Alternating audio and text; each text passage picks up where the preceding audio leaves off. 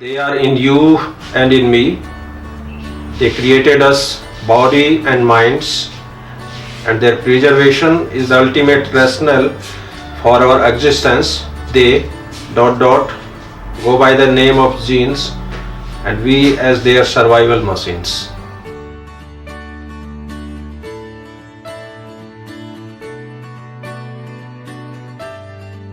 मेरा पैतृक गांव है और रतन नगर है, लेकिन मेरा जन्म जो है वो कलकत्ता में हुआ और प्रारंभिक शिक्षा मेरी कलकत्ता में हुई। Hindi high school Birla school थी वहाँ पर, और वहाँ से फिर 1974 में हम रतन नगर आ गए और प्राथमिक शिक्षा मेरी रतन नगर में हुई। 10th एग्जाम मैंने रतन नगर से किया, 11th बागला स्कूल से किया और BSc MSc लोहिया महाविद्यालय से किया, MPhil डूंगर कॉलेज बीकानेर से किया और PhD मैंने अजमेर विश्वविद्यालय अजमेर से की और पोस्ट डॉक्टरेट हमारा स्वीडन से चल रहा है कोलैबोरेशन। मैंने 89 में लोहिया कॉलेज चूरू से MSc किया और 1990 में डूंगर कॉलेज से MPhil किया और उसके बाद में अजमेर विश्वविद्यालय से मैंने PhD की डिग्री हासिल की। MSc मेरा स्पेशलाइजेशन है वो इंसेक्ट बायोलॉजी है, जिसको हम एंटोमोलॉजी कहते हैं। MPhil करने के पश्चात मेरी प्रथम नियुक्ति चमड़िया महाविद्यालय फतेहपुर में हुई। वहाँ पर मैंने 2 साल काम किया। 1 साल मोहता महाविद्यालय सादुलपुर में काम किया और 2 साल गंगानगर सेठ GL बिहानी SD कॉलेज के अंदर। उसके पश्चात RPSC से चयनित होने के पश्चात 96 में मेरी प्रथम नियुक्ति लोहिया महाविद्यालय चूरू में हुई और इसी दौरान 2011 में मेरा स्थानांतरण तारानगर के नवनिर्मित महाविद्यालय में हुआ, जहाँ 4 साल रहने के पश्चात वापस लोहिया महाविद्यालय में पदस्थापित किया।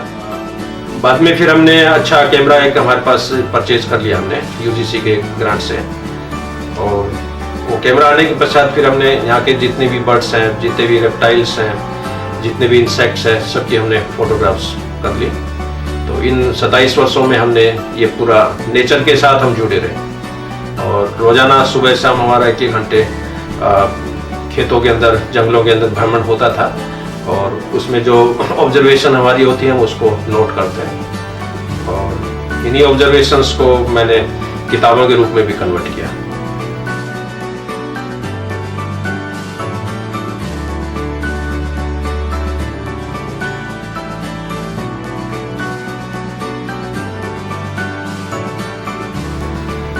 मैं जब यहाँ BSc में पढ़ता था तो हमारे कुछ फेवरेट टीचर्स थे, जिसमें अनिल भार्गव साहब थे जियोलॉजी में। बॉटनी में एक मैडम थी कंचन लता चावला।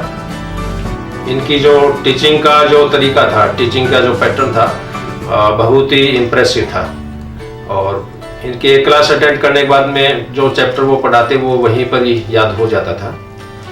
इनके पढ़ाई को नोट्स हम उतारते थे क्लास में और घर पे मैं खुद भी नोट्स बनाता था।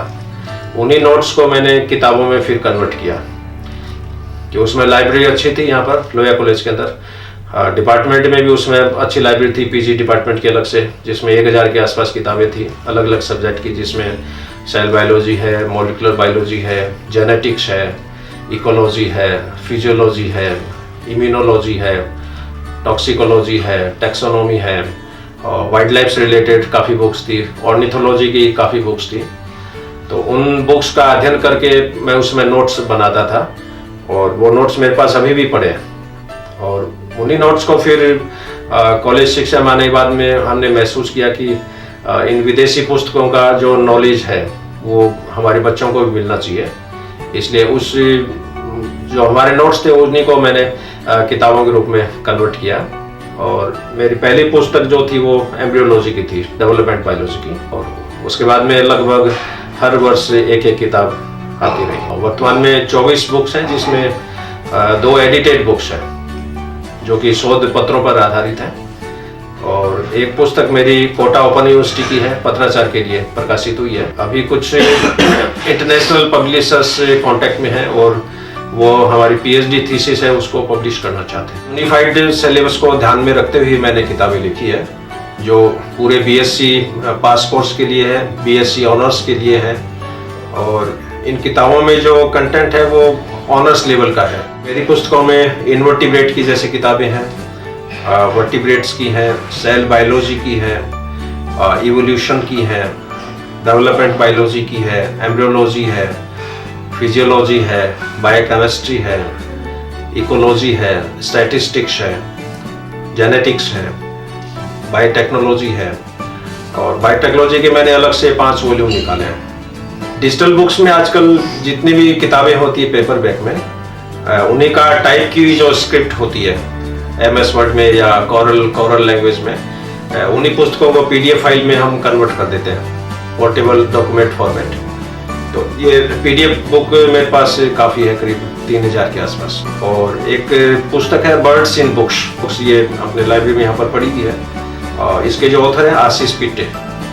तो साउथ एशिया में पिछले 300 वर्षों में जितना भी शोध कार्य हुआ है पक्षियों के ऊपर, बायोडाइवर्सिटी के ऊपर, ऑर्निथोलॉजी के ऊपर, उन सभी पेपर्स का एब्स्ट्रैक्ट इस किताब के अंदर रिकॉर्डेड है।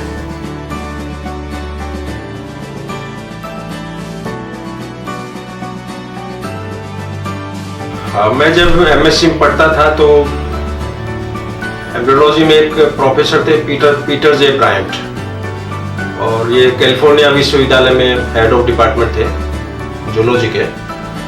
तो मैं MSc में जब था तब मैंने इनको एक पत्र लिखा कि मैं MSc का स्टूडेंट हूँ और हमारे एम्ब्रियोलॉजी का पेपर चलता है और हमारे लाइब्रेरी में केवल बैलेंस की ये किताब है, और कुछ चैप्टर हैं जिनके हमारे पास नोट्स नहीं है, जैसे इवोल्यूशन ऑफ विविपैरिटी है, इवोल्यूशन ऑफ हार्ट है, डेवलपमेंट ऑफ रेटिना है, डेवलपमेंट ऑफ आई है।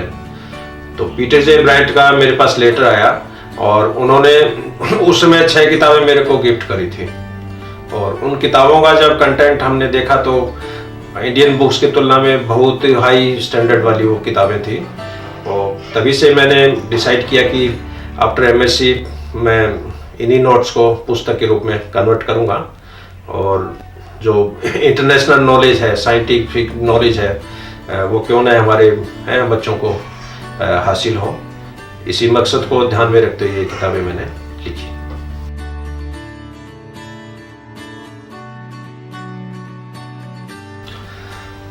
मैं जब कॉलेज में पढ़ता था तो मैंने 4 टारगेट मेरे बनाए थे। पहला टारगेट मेडिकल लाइन में जाने का था, सेकंड टारगेट आर्मी में जाने का था, तीसरा टारगेट साइंटिस्ट बनने का था, और चौथा टारगेट मेरा फिर कॉलेज प्रोफेसर या यूनिवर्सिटी प्रोफेसर बनने का था। PMT की हमने तैयारी की, 2-3 बार PMT परीक्षा भी दी, लेकिन बायोलॉजी के जो विद्यार्थी होते हैं उनको फिजिक्स का सब्जेक्ट है वो थोड़ा टफ पड़ता है, और फिजिक्स की यहाँ पर ट्यूशन अवेलेबल नहीं थी, प्रॉपर गाइडेंस नहीं मिली। इसलिए मेरा हर वर्ष वेटरनरी में तो सिलेक्शन हो जाता था, लेकिन MBBS में सिलेक्शन नहीं होता। और साइंटिस्ट का ऑप्शन मेरे पास था, लेकिन साइंटिस्ट की जो ड्यूटी होती है बहुत ही हार्ड होती है, मोनोटोनस लाइफ होती है, सोशल कांटेक्ट उसमें ख़त्म हो जाते हैं। और हालांकि मेरी नेचर है वो एज ए साइंटिस्ट है अभी भी, हालांकि मैं टीचिंग प्रोफेशन में आया हूँ, लेकिन मेरी नेचर है, जो मेरा रूटीन है वो एज ए साइंटिस्ट का ही है। और मैं तो ये कहूँगा एक वाइल्ड लाइफ साइंटिस्ट के रूप में, वाइल्ड लाइफ बायोलॉजिस्ट के रूप में मेरा एक डेली रूटीन का जो है वो सेटअप है वो बना हुआ है। और चौथा मेरी ऑप्शन ये टीचिंग लाइन में आने का था, और इसमें मेरे को हर वर्ष ही सफलता मिलती गई। हालांकि 3 मैंने प्राइवेट कॉलेजों में पढ़ा है, फिर प्रथम चांस में मेरा RPC से चयन हो गया।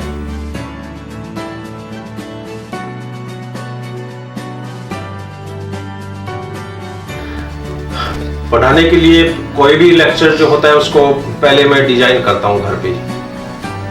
चैप्टर तैयार कर लिया और उसको दिमाग में फीड करते हैं कि ये चैप्टर ऐसे पढ़ाना है, इसका हेडिंग ऐसे लिखना है, इसका डायग्राम ऐसे बनाना है, कौन सी कलर की चौक काम में लेनी है, बीच बीच में बच्चों से कौन से क्वेश्चंस पूछने हैं, बच्चों से फीडबैक लेना है, और टीचिंग बोरिंग नहीं हो इसलिए बीच में थोड़ा हंसी मजाक का भी जैसे एग्जाम्पल हम पुट अप करते हैं।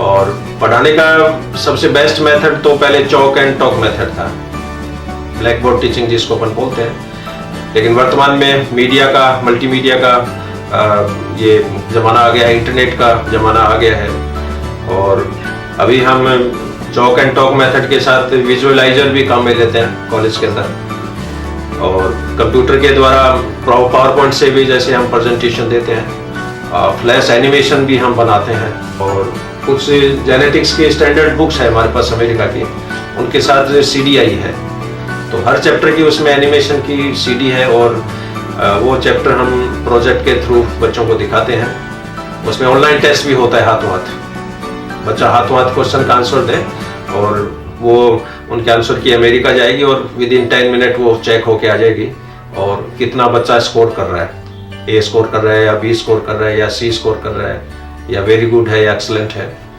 तो ये पढ़ाने का मेरा तरीका है, लेकिन चॉक एंड टॉक मेथड है वो सबसे बेस्ट है, और किसी बड़े टॉपिक को कम समय में कवर करना हो तो उसके लिए फिर हम मल्टीमीडिया को भी यूज में करते हैं।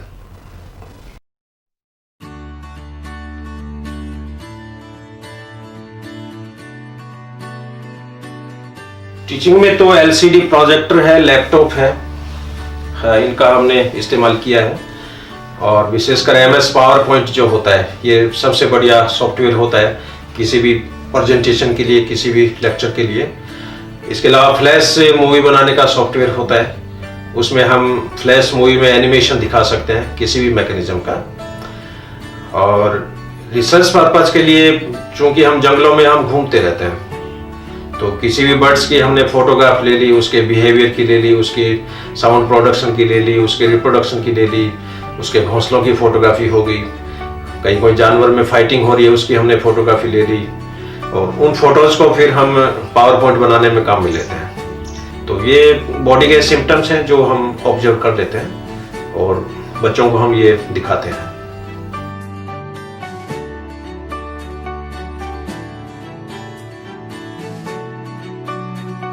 किताबों को पढ़ने से ठीक है सैद्धांतिक नॉलेज हो जाता है। अब किताबों जैसे फूड चेन के बारे में हम पढ़ते हैं कि इंसेक्ट, ये कीट पतंगे होते हैं ये घास खाते हैं, मेंढक होते हैं वो इंसेक्ट को खाते हैं, सांप जो होते हैं वो मेंढक को खा जाते हैं, और चील जो होती है, बाज होती है, ये सांप को खा जाते हैं। तो किताबों में ठीक है ये एक खाद्य श्रृंखला के बारे में हम थ्योरेटिकल ये हम पढ़ते हैं, लेकिन इसी फूड चेन को जब हम जंगलों में घूमने जाए, विशेषकर बरसात के दिनों में, रेनी सीजन जब होता है, तो खेतों में काफ़ी हरियाली होती है और वहाँ पर इंसेक्ट जो होते हैं वो उड़ते मिल जाएंगे, जिसमें राम जी का घोड़ा है, जैसे ग्रास होपर्स है, हाउस क्रिकेट होती है, खेतों में कातरे होते हैं हजारों की संख्या में, बटरफ्लाइज होती है, मोथ्स होती है, और इन इंसेक्ट्स को जो मेंढक होते हैं, बरसात के दिनों में मेंढक आएंगे और मेंढक उन इंसेक्ट्स को खाते हुए अपन देख सकते हैं। और शाम के समय हो सकता है कि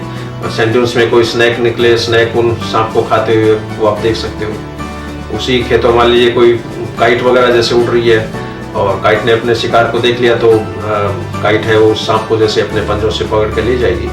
तो ये फूड चेन का एक रियल एग्जाम्पल है, वो जंगलों में हम अपनी आंखों से देख सकते हैं। और इस तरह के विजुअल सीन जब हम आंखों से देखेंगे तो वो जिंदगी भर याद रहते हैं।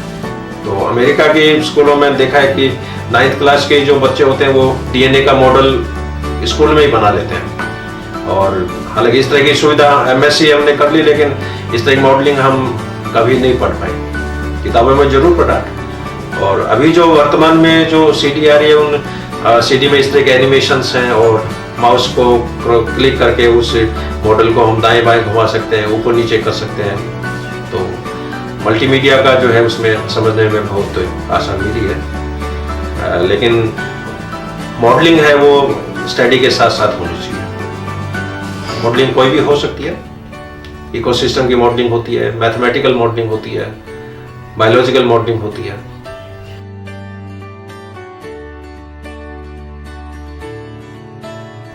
डिजिटल इंडिया एक नई शुरुआत है। हालांकि विदेशों में ये कंसेप्ट आज के 15 साल पहले ही आ गया, क्योंकि मैं 2005 में जैसे मैंने मलेशिया की यात्रा करी, मलेशिया, कोलालमपुर, सिंगापुर, और 2008 में मैं इधर यूरोप की यात्रा पे था। बेल्जियम मैंने विजिट किया है, ल्यूविन यूनिवर्सिटी मैंने वहाँ पर विजिट करी है, एंटवेर्पन यूनिवर्सिटी में मैं वहाँ गया हूँ, और ब्रूगी यूनिवर्सिटी है वहाँ पर मैं गया हूँ। तो वहाँ के जो रिसर्च स्कॉलर है, पीएचडी के स्टूडेंट हैं, एमएससी स्टूडेंट्स, उससे हमारा इंटरेक्शंस हुआ। तो मैंने देखा कि वहाँ पर हर बच्चे के पास उस समय लैपटॉप था, जबकि मैंने तो लैपटॉप अभी खरीदा है, इसी साल खरीदा है। और उसमें वो बच्चे सीडी, किताबों की सीडी है वो प्ले कर रहे हैं, और ऑनलाइन टीचिंग की वहाँ पर सुविधा थी। विदेशों में ये कि क्लासों का टाइम टेबल फिक्स नहीं है।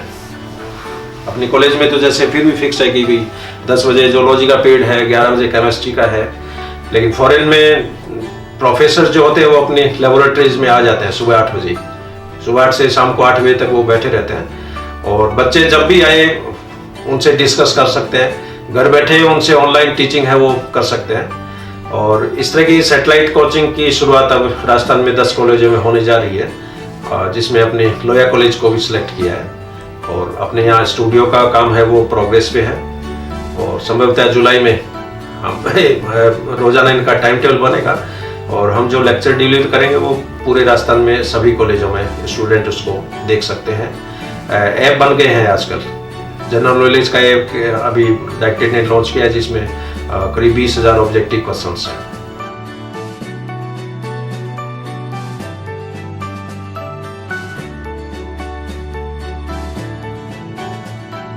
हाँ, पहले जब कोई भी कॉन्फ्रेंस होती थी, वर्कशॉप होती थी, कोई सेमिनार होते थे, सिम्पोजियम होते थे, तो उनके विज्ञापन अंतर्राष्ट्रीय स्तर की जो मैगजीन्स होती है, जिसमें एक साइंस मैगजीन है, एक नेचर मैगजीन है, एक साइंटिफिक अमेरिकन्स है, लेकिन ये मैगजीन उसमें बहुत कॉस्टली थी, $10 की एक मैगजीन, और उन मैगजीन्स को खरीदना हमारे बस में भी नहीं था, क्योंकि वीकली मैगजीन्स होती है और सालाना इनका जो चंदा है वो भी 20-25 हज़ार रुपये के आसपास बैठता है।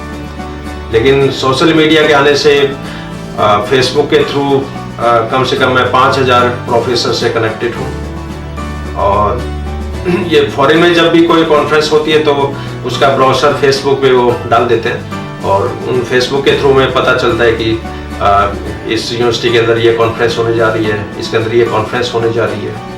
और उसका फ़ायदा ये हुआ कि अभी पिछले 2 महीनों में मेरे पास करीब 40 किताबें विदेशों से गिफ्टेड हुई है फॉरेन के ऑथर्स ने, और अभी 3-4 दिन पहले ये एवोल्यूशन की किताब आई है डुगाट की, और अब ये किताब की इंडियन कॉस्ट है वो 16,000 रुपये है। लेकिन उन प्रोफेसर को मैंने मकसद बताया कि हम एक लाइब्रेरी डेवलप करने जा रहे हैं साइंस के बच्चों के लिए, और आप खुदर हो तो हम चाहते हैं कि आपकी एक पुस्तक आप हमारी लाइब्रेरी को गिफ्ट करो, डोनेट करो।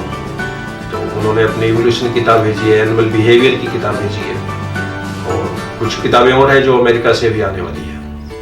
तो सोशल मीडिया के कारण बहुत ज़बरदस्त फ़ायदा हुआ, और हम भी कोई इवेंट ऑर्गेनाइज करते हैं तो उस पर हम अपलोड कर देते हैं, और पूरी दुनिया में ये खबर विदिन 1 मिनट पहुंच जाती है।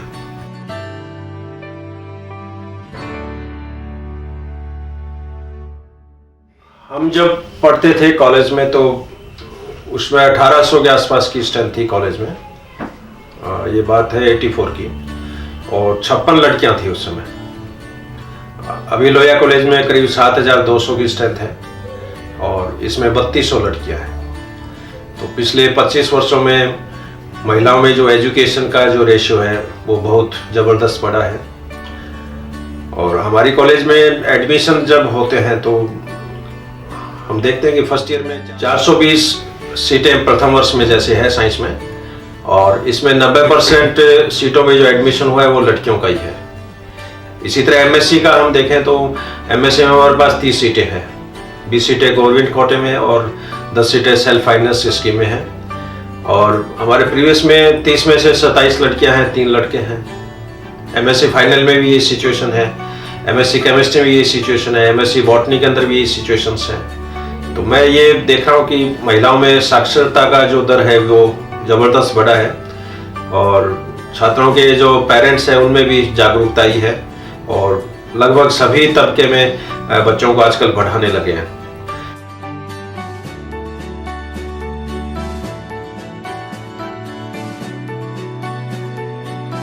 रिसर्च की हमारी शुरुआती दौर है वो सर्वे से हुआ। हमने यहाँ शेखावाटी के जितने भी बर्ड्स हैं उनका हमने सर्वे किया, उनका सबकी फोटोग्राफ्स लिए, सबकी मूवीज़ बनाई, या जितने भी स्नैक्स हैं उनका हमने यहाँ का सर्वे किया, जितने भी इंसेक्ट हैं उनका हमने सबका सर्वे किया। और फिर यूजीसी से हमने कई शोध परियोजनाएं मिली, जिसमें फाइनेंशियल फंडिंग होती है, लाख रुपए से लेकर 3 लाख रुपए तक।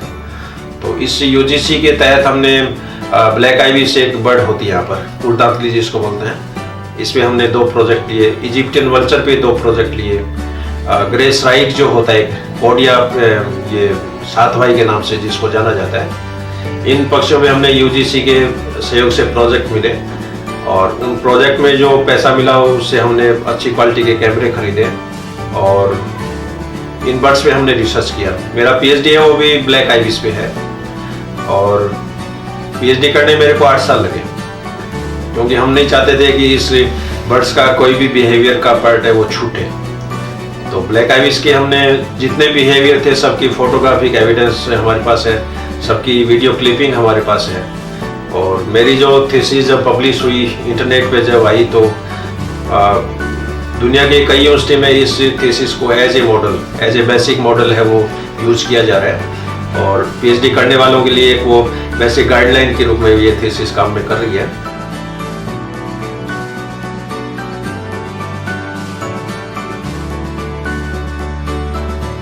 सेंटर ऑफ लाइफ साइंस के नाम से जैसे मेरा एक प्लान है, लेकिन हमारे जो गुरुदेव हैं डॉक्टर एन शर्मा, उन्होंने सजेस्ट किया कि आपकी पीएचडी ब्लैक आइविस पे है और आप क्यों ना इस इंस्टीट्यूट का नाम आइविस रखो। और आइविस का उन्होंने एब्रिविएशन भी किया है, institute of biodiversity and integrated science. तो ये सुझाव मेरे को अच्छा लगा, और भविष्य में इस इंस्टीट्यूट का नाम हम आइविस रखेंगे, ibis, institute of biodiversity and integrated science. इस आइविस के तहत मैं ये एक छोटी सी लाइब्रेरी डेवलप कर रहा हूँ, क्योंकि विदेशों में इस तरह का कंसेप्ट है, जितने भी रिटायर्ड प्रोफेसर्स होते हैं वो अपने घरों पे किताबों को कलेक्शंस रखते हैं, और जो विद्यार्थी एमएससी कर रहे हैं, पीएचडी कर रहे हैं, वो उन किताबों को यूज़ में करते हैं। बच्चे वहाँ पर बैठ के पढ़ते हैं, अपने नोट्स बनाते हैं, प्रोफेसर से डिस्कशंस करते हैं।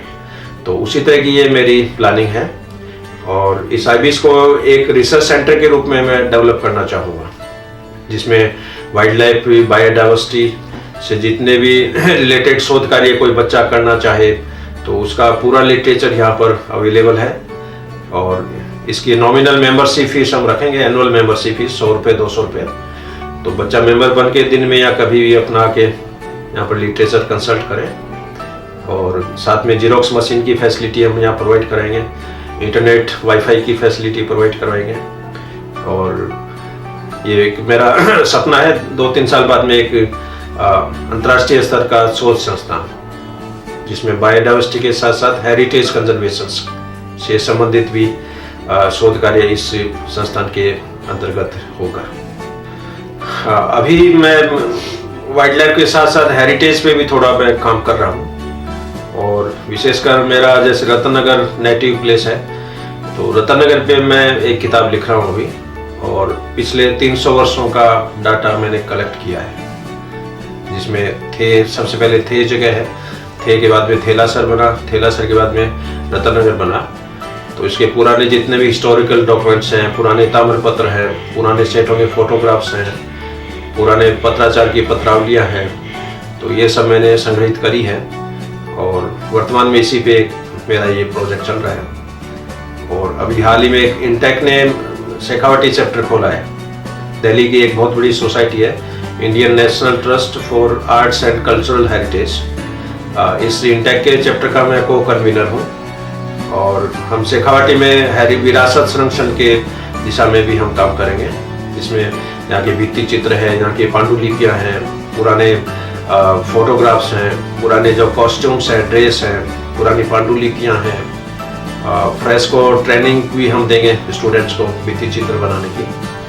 और जनवरी में हम एक फेस्टिवल भी ऑर्गेनाइज करने जा रहे हैं, जिसमें पूरे 1 सप्ताह चलेगा, जिसमें कल्चरल इवेंट भी है, और उसका ब्रोशर है, ये अभी रिलीज हुआ है। इस प्रोजेक्ट ब्रोशर में जो लोकल जो खेल होते थे यहाँ के, जिसमें सतोलिया है, ये खरदड़ा होता है, गिल्ली डंडा होता है, गुच्ची होती है, तो लोकल गेम्स हैं, काइट फेस्टिवल भी हम ऑर्गेनाइज करेंगे संक्रांति में।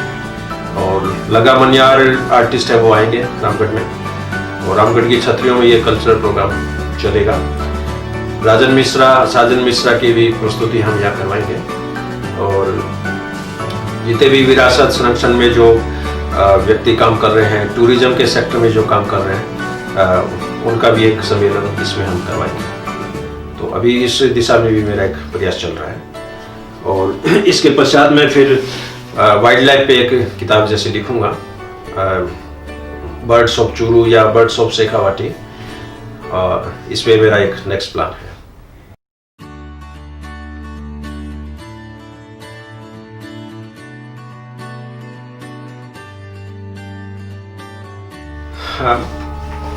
बच्चा 11th में जब आता है तो सबसे पहले बायोलॉजी और मैथ्स 2 ऑप्शन उसके पास होते हैं।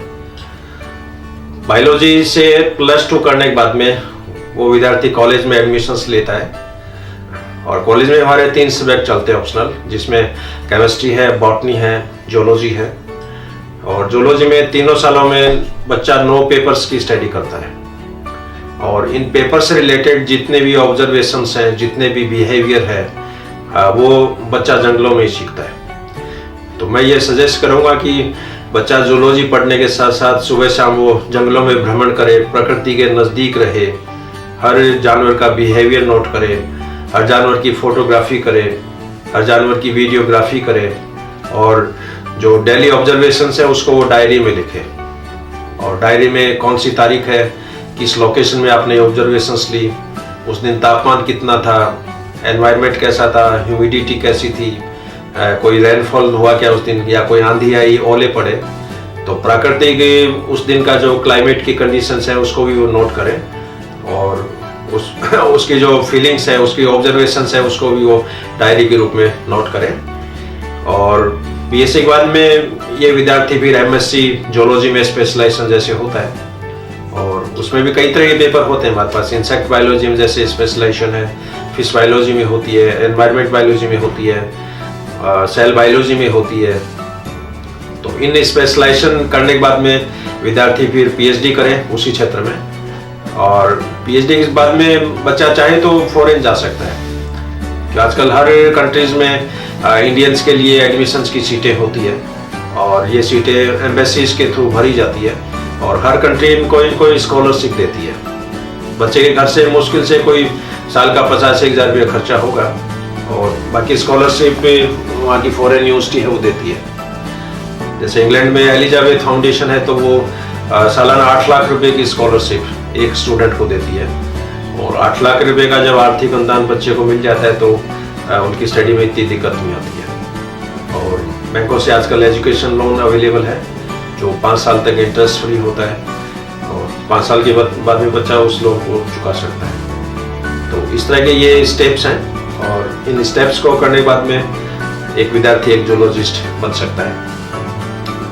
इस दिशा में अपने भारत में भी कई सोसाइटी है। जैसे मुंबई में BNHS सोसाइटी है, बॉम्बे नेचुरलिस्टिक सोसाइटी। एक कोयम्बटूर में साकोन है, सालिमली सेंटर फॉर ऑर्निथोलॉजी। एक भोपाल में है forestry research institute FRI। Dehradun के अंदर WII संस्थान है, wild life institute of India. तो ये भारत के ये बहुत बड़े सेंटर हैं जहाँ पर जूलॉजी से रिलेटेड स्टडी होती है, जूलॉजी से संबंधित PhD कार्य होते हैं। और वहाँ पर सैकड़ों की संख्या में साइंटिस्ट काम करते हैं। विदेशों के सहयोग से सैकड़ों प्रोजेक्ट चल रहे हैं, करोड़ों रुपए की फंडिंग्स के। तो विद्यार्थी इन संस्थानों के कांटेक्ट में आके अपने भविष्य को, अपने करियर को और जूलॉजिस्ट बनने का जो सपना है उसको वो पूरा कर सकते हैं।